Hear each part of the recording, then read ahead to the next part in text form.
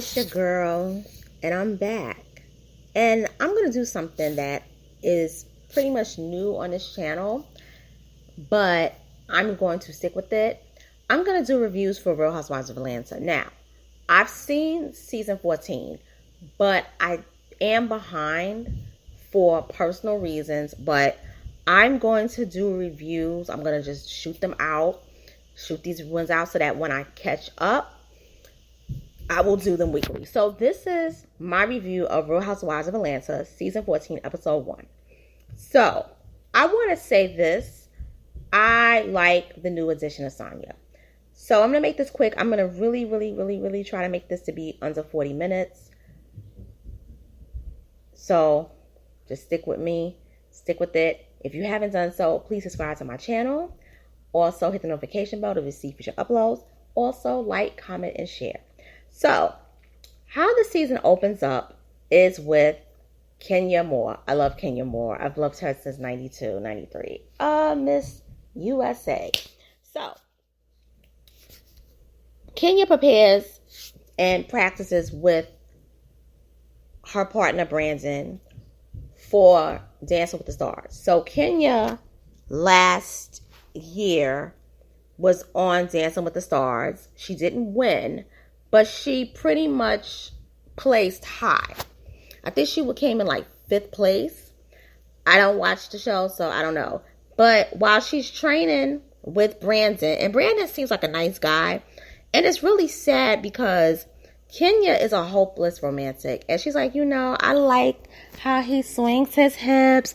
I like how, he's really nice and he's really handsome and things like that. And also, let's be real, he kind of looks like Mark. Like they could come from the same tribe. So the whole gang arrives. Candy stops by rehearsal because that's her homegirl. Marlo stops by. That's her adversary.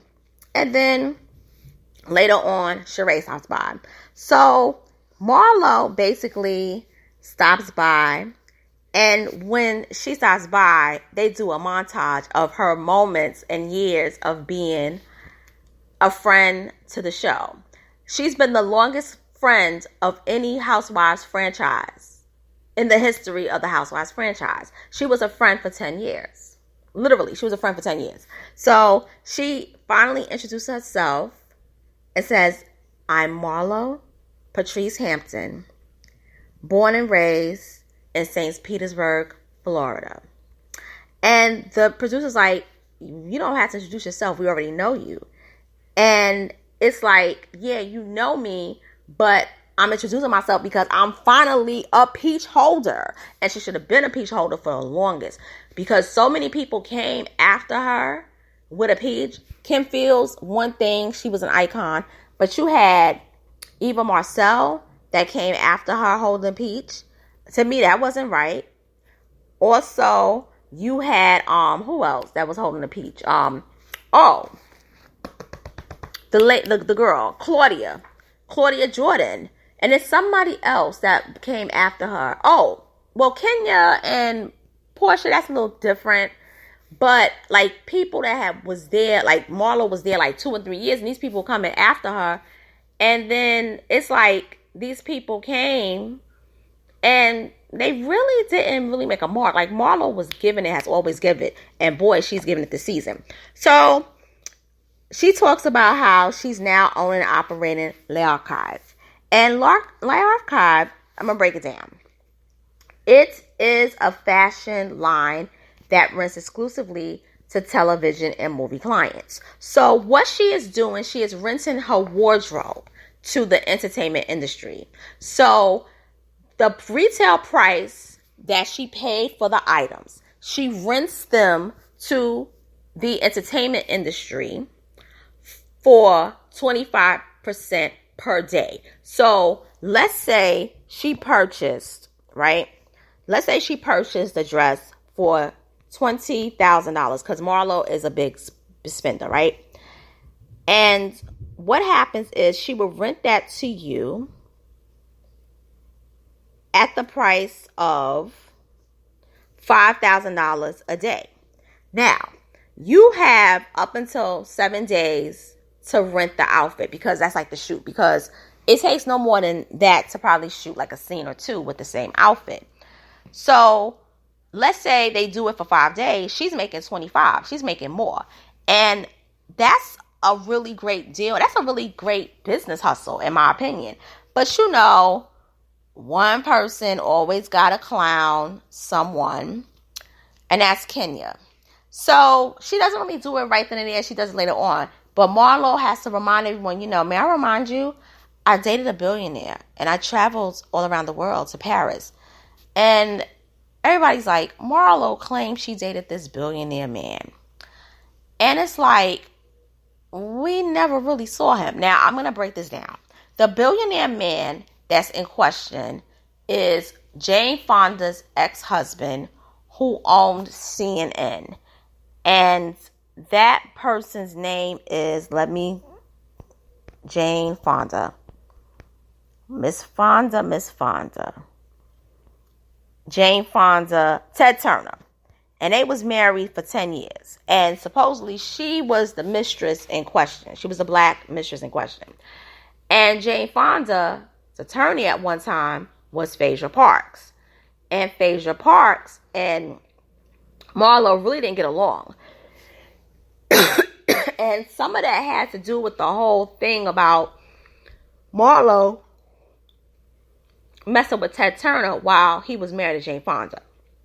So she was being loyal to her client, rightfully so. So Sheree announces that she's been gone since then from the show. And she's been dating Tyrone. And in 2017, she was dating Tyrone, but he was locked up. Now he's a free man, but he's paroled at home in Philly. He's got to be home by 9 o'clock. They did have sex, and it was quick. Of course it was, because he supposedly he was in jail for like 7 years. Here's the thing about the Tyrone situation. Sheree went from Bob Whitfield's, I ain't going to even do it, because he can't help that. But she went from Bob Whitfield to a man locked up in jail. I'm not going to judge the whole jail part, but what I'm going to judge is that, is this really going to be a committable relationship for Tyrone once his parole is smoothed out? Because the fantasy of it all, like, it could be really great while they're locked up, committed, because who else is he going to really be with? But locked up in jail dating is totally different from being a free person dating. And you're going to see, or if you haven't seen it already, you see how a lot of this goes down. So basically, Kenya has become a much better person, according to Sheree, since she's had Brooklyn. And I agree. Being a mom has softened her up. And Sheree tells everyone that her and Tyrone are practicing abstinence. And Kenya's like, but aren't you worried about him cheating? And she's like, no, I'm not. And so they asked her about Mark, and Kenya is still waiting on him to sign the divorce papers. Mark is evil. Mark is the devil. Mark is evil. Mark is the devil. I don't like Mark, but he gave her a beautiful child. Mark is evil. And they say Mark's restaurant had vermin in it. That's all I'm going to say about Mark. So we move on to Marlo talking to Candy and says, well, how was your marriage with, Todd? Are you having sex 5 times a week? Are you giving him blowjobs? And so Candy's like, I don't even have time for sex. Sleep takes over me. We usually watch TV together in bed, and then I zooze. And so Marlo's like, you could do at least 2 freaking sex and blowjobs, and just do 2 blowjobs and then F, and then that's all. Like, what's really preventing you from at least having sex with him twice a week? And I'm gonna tell you what it is. And Marlo said the same thing. Give up 2 of your businesses, have sex with the man, and then take care of him. Here's the thing. Candy is about her money.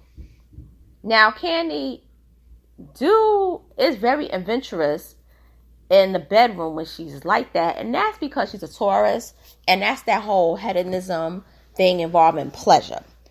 But the thing is that Kandi is now a mom of 3. When we met Kandi on the show, she was a mother of 1 and she was a mother of a 7-year-old. She's now a mom of 3. She has a 20-year-old, she has a 7-year-old, and she has a 3-year-old.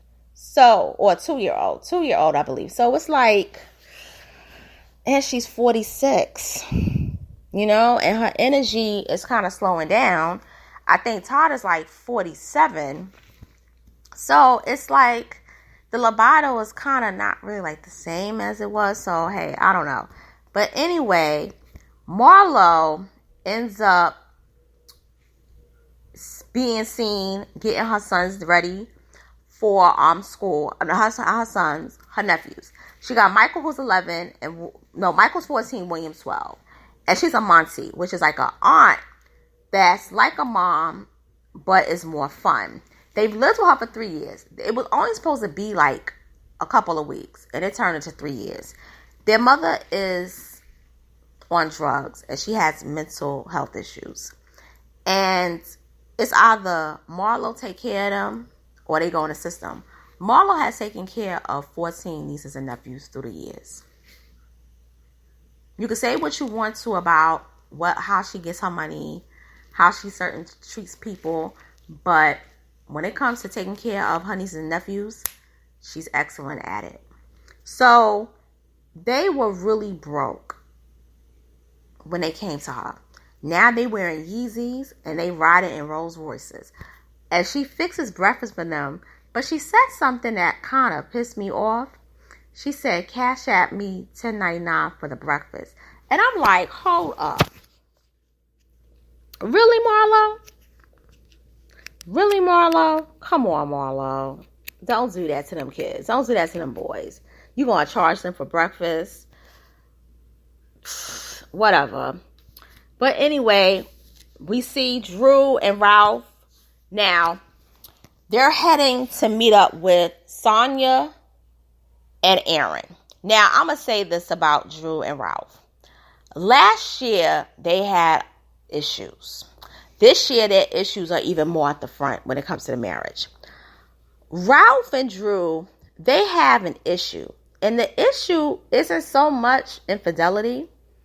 Their issue is that they're not at their point of, they're not where they should be or where they want to be in their careers. Drew's acting career dried up. Ralph was a wide receiver for Records for 2 years, but he never played. Although he was signed to D1 team, he never played. Also, Drew ran the 4x4 track in high school and she won awards, but she's not a Sanya Ross. So you see that when they're training, exercising. So Sanya and Aaron, but they call him Ross, they meet with Drew and Ralph at this place called FINALLY, which is an acronym for failure is not an option. And I love that.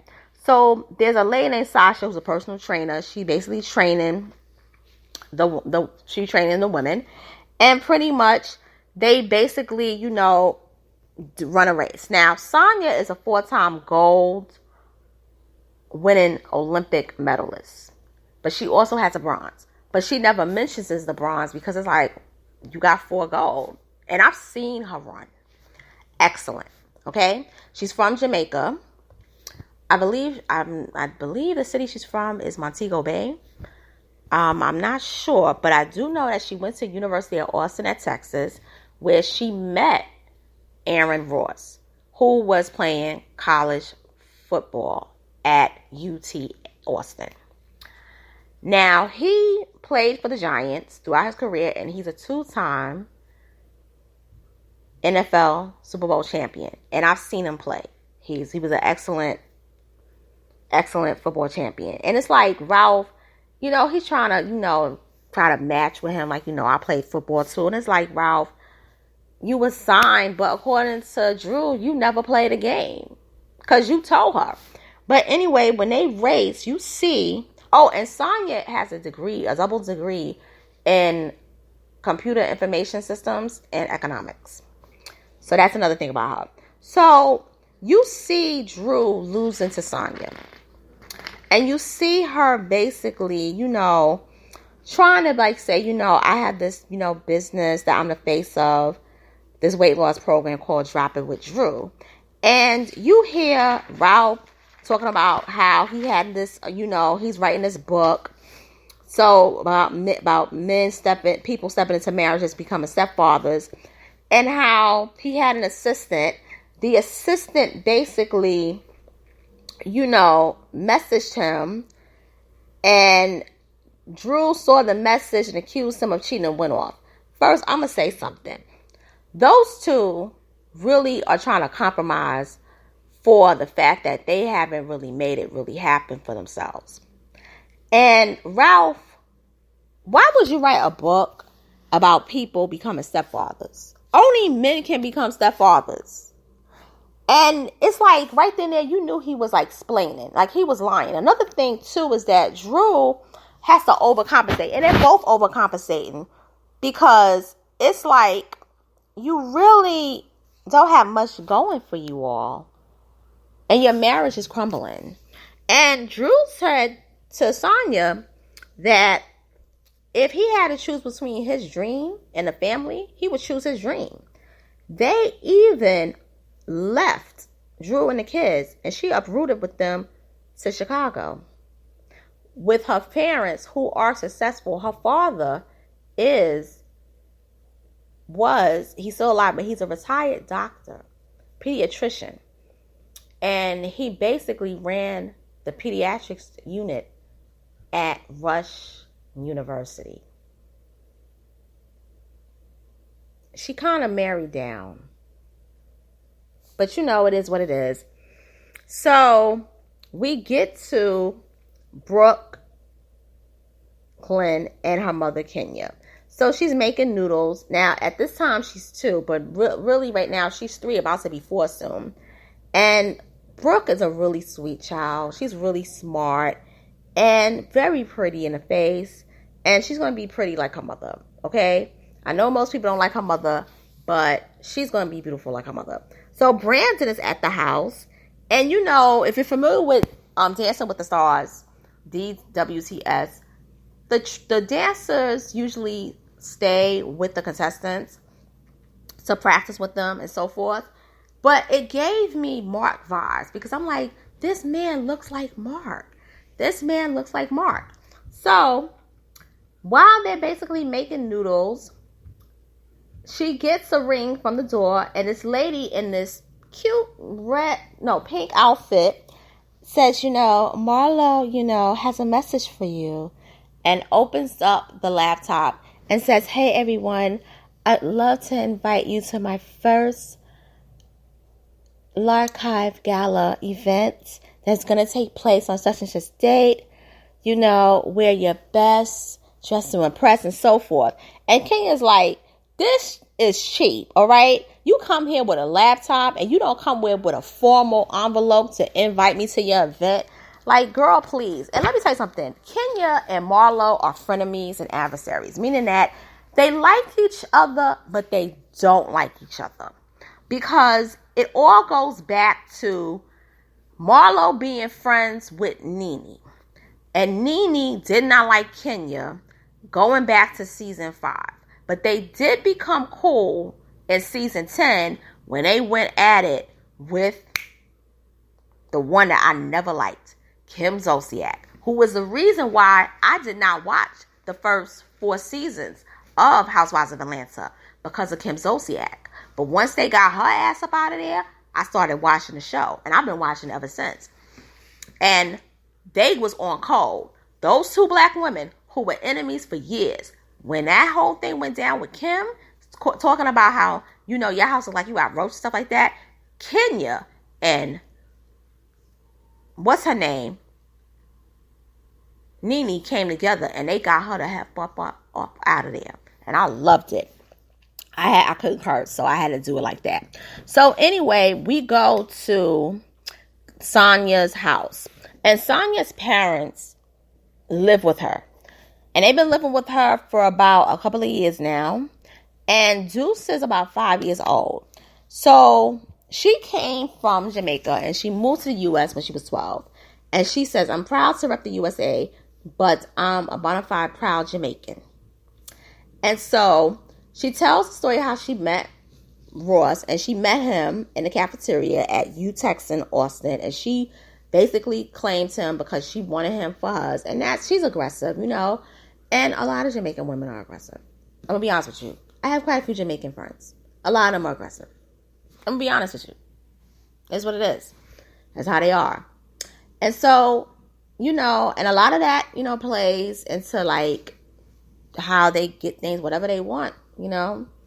They're aggressive like that. That's just the way it is. So Ross wants a daughter. But Sanya is like, I would want a child. But the last time when I had Deuce, you checked out mentally. And it almost ruined our marriage. And that's like the central theme with their storyline. Is, do I have a baby to please my husband? Or do I not have a baby and it causes my marriage to splinter? But if I have the baby, will it still put a strain on our marriage? And it's a sad thing. But I can deal with that storyline because that's a realistic situation. It's not something dumb. And it's not disrespectful like he's cheating on her or stuff like that. You can tell they genuinely love each other. They've been together longer than they have been. More years than they've been on this planet. Okay, so the son wants a dog. He not even think about something. He's like, I want a dog. And so, you know, they had their dinner. And I like Sanya. I've liked her for a long time. And a lot of people don't know this. She's also the Olympic commentator. And she's been commentating since 2016 down the Rio Olympics. Now, we get Drew and Ralph. I like Drew, but I can't with Ralph. So Drew is preparing a meal. It's a demo. And she has Chef Chastity, and she got that little nasty Anthony, the assistant. We going to get to him later on this season. And Sanya basically comes in to visit because they're friends, but Anthony's like, you got to take a shot before you drink it. So she takes the shot. Sanya's like, this shit's nasty. In so many words. So Candy comes there. And basically, you know, she got to take a shot too. So Candy says, I know Sanya for years because we share the same hairstylist. Now, Drew was basically saying, you know, I want to, you know, do these, you know, these food kits, you know, because this thing really helps me out because, you know, I lost 25 pounds in 3 weeks after I had my hysterectomy. So Drew had something called amniocentesis, where tissue builds up not just around your uterus, but also up to like as far up as your chest, stomach area. So the only cure for it is to remove the uterus. So she said she did that, but she said while she was under the knife, she said, you know, can we do some other work as well? So she supposedly got a tummy tuck and, you know, she got like lipo and so forth. But then she said she lost 25 pounds in 3 weeks. Sanya and Candy's like, you're not being honest. And I agree with them. Because if you look at her, I would say she probably lost maybe 7 pounds, no more than 10.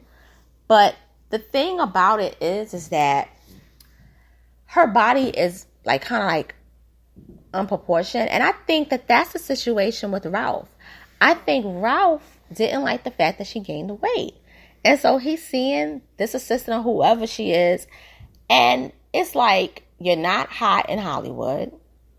You're not getting to work like you were. You don't interest me. Like, you're a mom now. And I have 2 children with you. And I'm raising your stepson. But it's like the glam and the like fantasy of it, I'm not feeling you. And that's why I get the vibe from Ralph. He's disrespectful. He does a lot of explaining. And he mentions the assistant thing. And Candy's like, when you saying that you dealing with a woman, that means you sleeping with them. And that's true. And we also see them eat the demos. And they're not feeling the shrimp and mixed veggies. They not at all. And to be fair, Drew is trying. And I think that if Drew is really committed to this, she needs to take courses in this as well. But more importantly, Drew needs to get back into the acting game. Still do Housewives of Atlanta, but get back into the acting game. But also, you need to be with someone that really loves you. Because Ralph, I feel that he married you kind of like for a come up. And it didn't happen. And it didn't work out the way it did. So he's ishing on you. So now we get to Le Archive Gala Day. So everybody is getting ready to attend the gala. Marlo arrives at 5:15 to basically set up. And, you know, you have the Vince's Peaches from New York, Paris Style Couture. Marlo's manager's like, I need you to get ready now. Angela Simmons is there. Alonzo Arnold, who is a hairstylist, who's like, he's like, you know, not non-binary, but he's kind of like gender fluid, so to speak, with his looks. Not his identity, though. But also the fashion is really beautiful, I have to say. And the whole purpose is Archive is that she wants people to talk about this event, open their wallets, and tell them to basically shop there in terms of the industry itself. Rent her pieces. Marlo can dress. Marlo is that girl when it comes to fashion. But the event was a little threadbare. The mannequins didn't have wigs. People, the models, we needed live models and they weren't there. Also, you have Kenya, who was shading the event left and right. And Sanya's like, you know, I took French in high school and the archive is spelled wrong. Shouldn't it have like L apostrophe ARCHIVE? The E shouldn't be there. I agree with that. But hey, it's her event. And so she named it that. It is what it is. So Sanya is looking forward to meeting Kenya because Kenya's late. And Kenya's late because she had a moment. Yesterday, according to the episode, Kenya was cut from Kenya was cut from Dance with the Stars. And she's crying. But I'm going to tell you something. I saw like her training and I think she was good. So she arrives and Kenya's also a good dresser.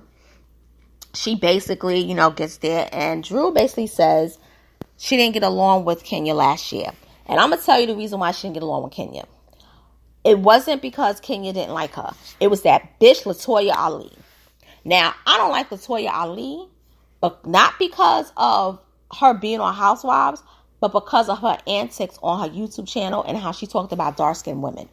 I don't like her. And I didn't like that season because of her. And another thing, too, this season is a much better season because you don't have her and you don't have Portia. You don't have all that real tired drama. And some of those people on there I felt LaToya wasn't needed.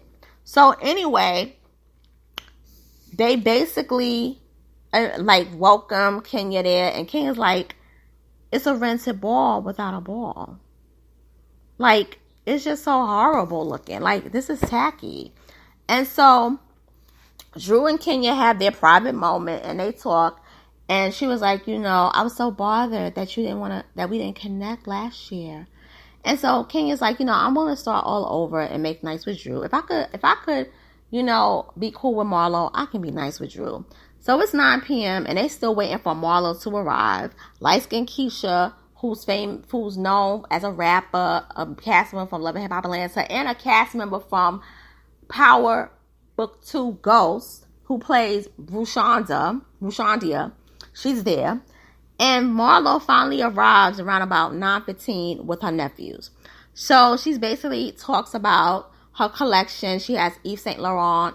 She has, you know, Gucci. She has all the haute couture, you know, lines. And she tells them that you rent per day. And it's for the industry only. So Drew's like, what is your rate to rent? And she's like, you still in the industry? And so it's like the ultimate insult and shade. But she's like, bitch, I'm just playing with you. No, Marlo, you really meant that. Because really, Drew isn't really in the industry like that anymore. And so you have these people, Jason Scott that's there. Another fashion stylist, I think his name is Tony Clinton. And Claire Solmers, the number one black woman who is the number one fashion blogger in the world. If Claire Solmers, who attended, I believe she attended Harvard or Princeton, and she majored in French and Italian, French literature, things like that. If she tweets, if she basically writes in her fashion blog about your event, and she writes about it with praise, you're good.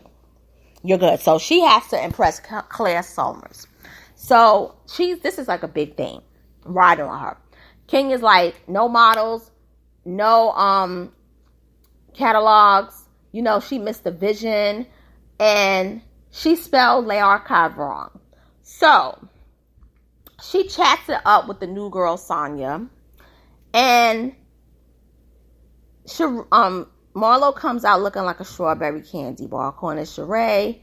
And Marlo gets her speech, and then Kenya makes fun of Marlo. So Sanya does something that I didn't like. She went back and told Marlo that people are complaining about how you spell Les Archives. They're complaining that there's no models, there's no wigs for the mannequins. Like, you lost the vision of everything. So Marlo comes back and says, you know, you talking about me, you talking about my clothes. Let me tell you something. I basically travel all around the world, and you know who I am. You know what I do. You know I dated a millionaire. You know I've done all this stuff. And so King is like, I didn't say all that. But it kind of did miss the mark. And so Sonya's like, I'm the one that told Marlo. And so Kenya in confessional's like, wait a minute. Please don't tell me we have a new bone collector carrying bones to people in this group. And I agreed with that. And so when Marlo was giving her speech, she said something very funny. She said, you know, as a girl growing up in St. Petersburg, Florida, I basically dreamt of traveling all over the world. I dreamt of traveling to Paris, and then it happened. And then, you know, I got to shop at some of the best fashion houses in Europe. And, you know, I basically, you know, created businesses. And, you know, I make money. You know, I'm rich. I make all this money. Ain't that right? The ladies know me for making a lot of money with my businesses. And King is like, don't say that. And King is like, you know, I've known Marlo for years, and I've never really known how she makes her money. And I think that, you know, Marlo dates these rich men. And in the process of dating them, there's a transaction of cash that's transferred into the hands of Marlo while the dates are ongoing. And then she sleeps with them, and she picks up the cash and she comes home. I said, you basically calling this woman a prostitute. I said, you know what, Kenya, you know people been talking about you too through the years. But they ain't called you that. But they said other things. But as I say, I love Kenya. So I'm team Kenya. I said she saved the show. But the show ends with Candy investigating Ralph's assistant. And so they go on an Instagram page. And there's a message that she typed. If I want to, I will. And if I will, and I will if I want to. Sincerely, a bitch that want to. Which is Drew's husband's Ralph assistant. And pretty much, I'm going to say this though. Ralph is a disrespectful bastard who is outright cheating on Drew. And Drew needs to leave him. He doesn't have respect for you nor the marriage. Cut him loose with his D1 wide receiver who never played a game at Rutgers University ass. Get rid of him. Get rid of him. He ain't ish. He ain't shit. Drew. So, my assessment of the episode, because I saw it before, and I saw practically all the episodes. I have to catch up with episode 9. I gotta say this. I really, really, really, really, really like this season. I like this season like I like season 8. And I really grew to like Nene. But I gotta tell you, I think that Kenya, Candy, and who else? Kenya, Candy, and somebody else has been on there. Sheree, I will give it to her because when Sheree was there from season 8, 9, without Kim, she's okay. But I think that even without Cynthia being there, I think Cynthia was really dragging it after a while. Cynthia, Portia, like, it was just not given. And I think their storylines ran its course. And I just feel that no matter what, as long as you have Candy and Kenya on the show, Marlo, Sheree, I think you'll have a good season. And so this is my review for the Housewives of Atlanta season 14, episode 1. My first time reviewing Housewives of Atlanta show. Hopefully enjoy it. If you have any pointers and whatnot, I'm open to criticism. As long as it's not rude, disrespectful, cursing at me, I'm welcome to it. And if you haven't done so, please subscribe to my channel. Hit the notification bell to receive future uploads, notices about uploads, lives, commentary, reviews on shows and reality TV series and also movies. And I will be back soon. Later.